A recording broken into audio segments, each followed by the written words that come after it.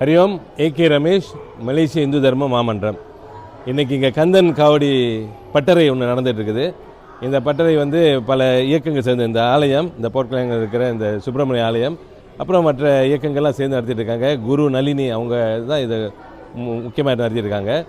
இது எல்லாத்தையும் இனிஷியேட் பண்ணது வைபி சரஸ்வதி கந்தசாமி, செனட்டர் வைபி சரஸ்வதி கந்தசாமி அவர்கள். அவருக்கு அந்த வேலையை நன்றியை தெரிவிச்சுக்கிறோம் மாமன்றத்தின் சார்பாக.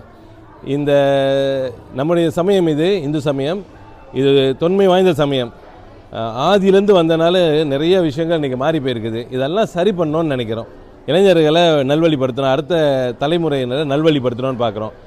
அப்போது பல வேலைகள் இருக்குது. அதில் முக்கியமாக இந்த ஒரு விஷயம், ஏன்னா இன்றைக்கி உலகமே நம்மளை பார்க்குறது இந்த திருவிழாக்களில் பார்க்குறாங்க. அதை தான் இந்து சமயம்னு நினைக்கிறாங்க. அப்போ அந்த திருவிழாக்களில் எல்லாம் சரியாக நடக்கணும் அப்படிங்கிற திட்டத்தில், அந்த சிந்தனையில் வைபி சரஸ்வதி கந்தசாமி அவருக்கு ஆரம்பித்த அந்த திட்டம் இன்றைக்கி நம்ம எல்லோரும் அவங்களுக்கு துணை இருந்து அவங்க கூட இதை செய்துட்ருக்கோம்.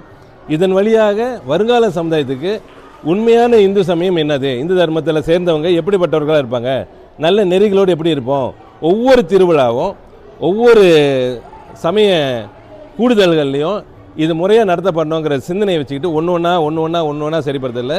மலேசிய இந்து தர்ம மாமன்றம் தர்மவேல் என்ற திட்டத்தில் எப்படி முறையாக பால் கூட எடுத்துகிட்டு போகணுங்கிற ஒரு திட்டத்தை செய்துட்ருக்கோம்.